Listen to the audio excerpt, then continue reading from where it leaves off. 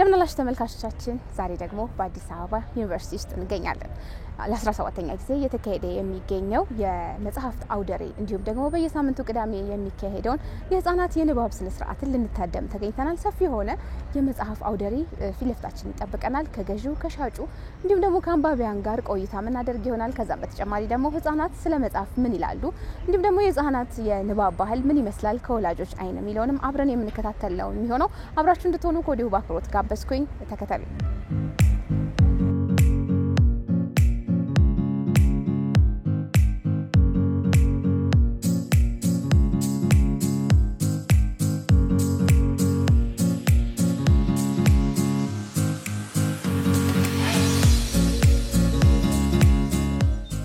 እኛ በጃንሆይ ጊዜ የነበርነው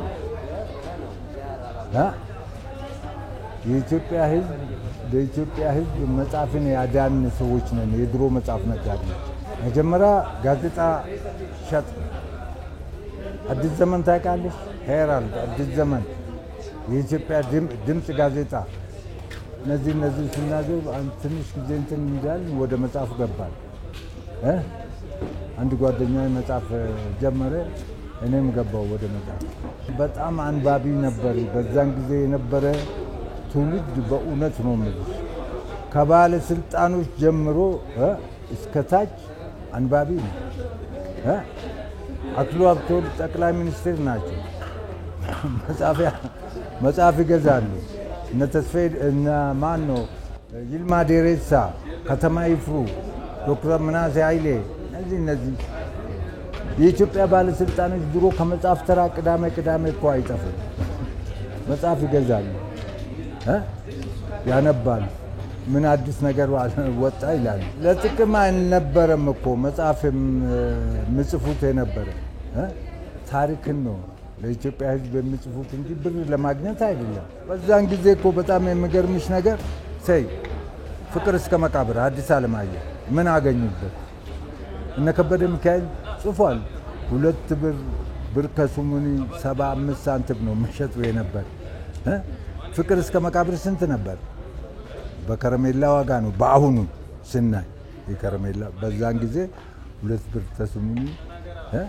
እነ ቀሪን ገረሙ፣ እነ ታሪክ ማስታወሻ እና መጽሐፎች መሰለሽ በጣም እኔ ደራሲያኖች በዛን ዘመን የነበሩ ደራሲያኖች በጣም ለገንዘብ ሳይሆን ህዝብ እንዲያውቅ ህዝብን ክብር የሚገባቸው ናቸው።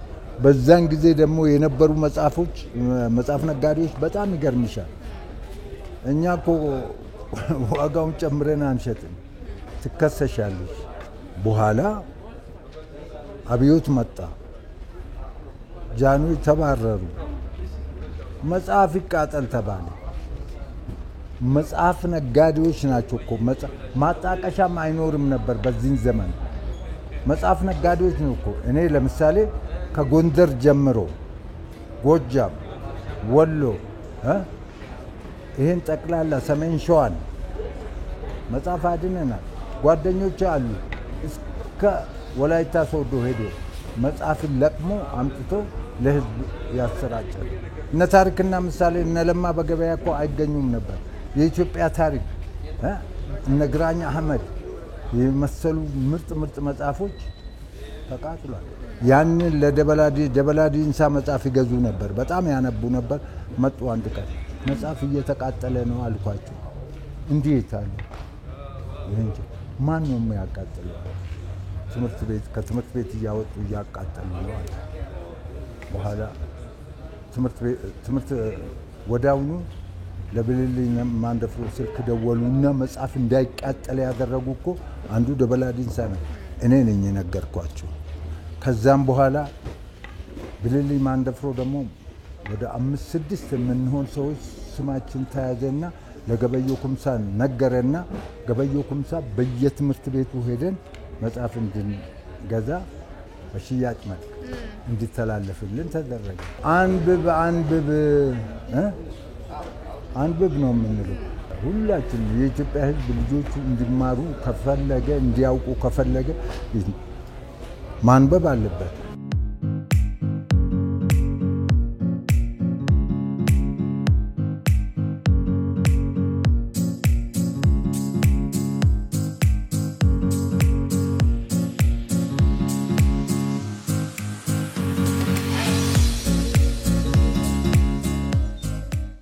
መጽሐፍ አውደሪ መሳተፍ ከጀመረ ወደ 8 ዓመት ሆኖናል።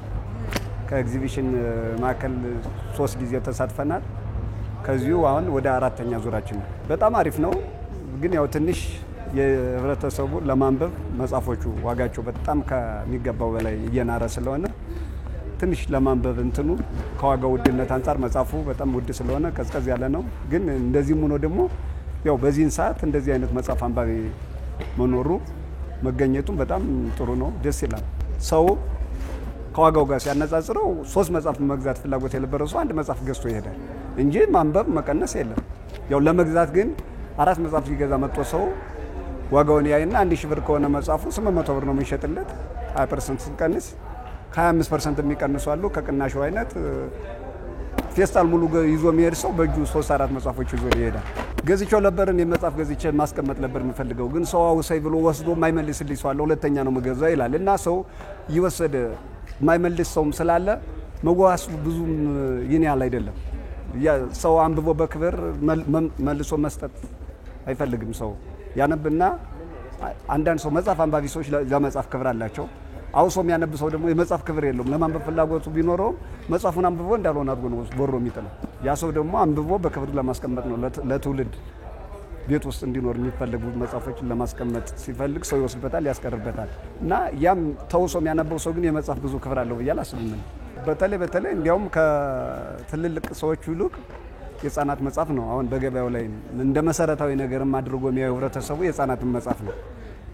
ልጆቹ ቢያነቡ እሱ ከሚያነብ ልጆቹ ቢያነቡ ነው የሚሻለው። የትልልቅ ሰዎች መጽሐፍ ከሚገዛ ልጆቹ ገዝቶ ነው የሚሻለው እና ህፃናቶቹ በጣም ጥሩ የህፃናት መጽሐፍ እንዲያውም አልተሰራም። የህፃናቶቹ ላይ እንደ ትልቅ ሰው እንደተሰራው መጽሐፍ የህፃናቶቹ ላይ ቢሰራ የተሻለ ይሆናል። ብዙ እንደ ውጮቹ አይነት በሰዎች በትልልቅ ሀገሮች ላይ መጽሐፍ መሰረታዊ ነገር ነው። ከኛ ሀገር ግን ቅንጦት አድርገን ነው የምናየው። ግን መጽሐፍ መሰረታዊ ነገር ነው። 1 ቲሸርት ከሚገዛ ሰው 1 መጽሐፍ ከሚገዛ 2 ቲሸርት ገዝቶ ቢሄድ ወይም 2 ሸሚዝ ቢገዛ ነው የሚሻለው እና የህፃናቶች ላይ በደንብ አልተሰራም እንጂ ህፃናቶቹ ሊገዙን መጣው የህፃናት አሳዩን ሲሉ ምናሳያቸው ሁሉ ለህፃናት ግራ ይገባል። ጥሩ እየተሰራ አይደለም። ህፃናቶቹ ላይ ጥሩ አጋጣሚ ነው። መጪው ክረምት ነው። የክረምትን መውጫ በጋ ተመልከት ነው መጥቶ ህብረተሰቡ በቅናሽ ከ25% ጀምሮ ከ10 እስከ 25% ቅናሽ ያላቸውን መጽሐፍ መጥቶ ቢሸምቱ ጥሩ ነው። አዲስ አበባ ዩኒቨርሲቲ አውደ ርዕይ በየዓመቱ የሚዘጋጅ ነው። ህብረተሰቡ መጥቶ እንዲገዛ ይህ እድል እንዳያመልጠው ለማለት እፈልጋለሁ።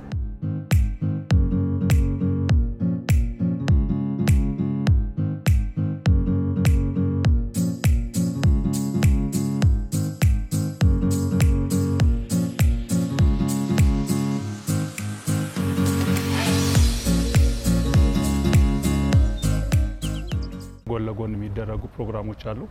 እነሱም ፕሮግራሞች አቀናጅቶ ለአንድ ሳምንት ሁሉንም መጽሐፍት አፍቃሪያን አሰባስቦ እንግዲህ እዚህ ድረስ ደርሷል።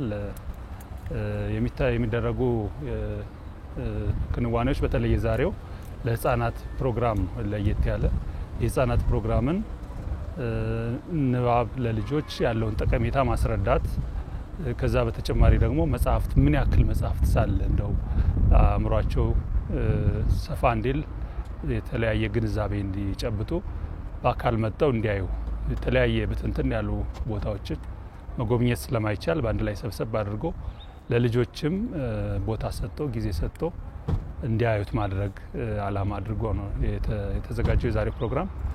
ስለዚህ የልጆች ፕሮግራም በዋናነት አዝናኝም ነው በባህሪው አንዳንድ የምንጨምራቸው ኤሌመንቶች አሉ እንዲዝናኑ፣ ማንበብን እንዲወዱ፣ መጽሐፍትን እንዲወዱ፣ ከዛም በተጨማሪ ደራሲያንም ደግሞ የወደፊት እንግዲህ ከስር ተተኪ ማፍራት ስላለባቸው ያን እንዲሆን ከስር ማሳየት መቻል አለባቸው። ንባብን መውደድ መቻል አለባቸውና ሰፋ ያለ አላማ ይዞ ነው የተዘጋጀው።